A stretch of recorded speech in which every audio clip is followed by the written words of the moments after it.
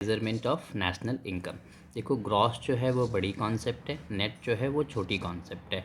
किसी भी चीज़ को बड़ी से छोटी की तरफ जाओगे ऑब्वियसली आपको माइनस करने पड़ेंगे, तो ग्रॉस से नेट जाओगे आपको माइनस करनी है डेप्रिसिएशन, नेट से ग्रॉस आओगे प्लस करनी है डेप्रिसिएशन।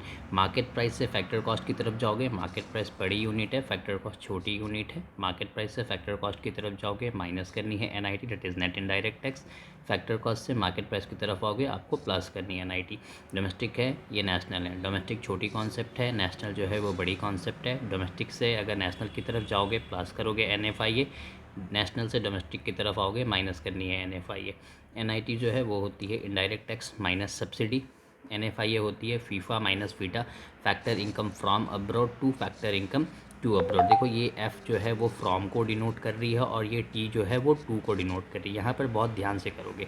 डोमेस्टिक कॉन्सेप्ट में आपके पास 4 कॉन्सेप्ट है, एक है GDP MP, GDP FC, NDP MP, NDP FC।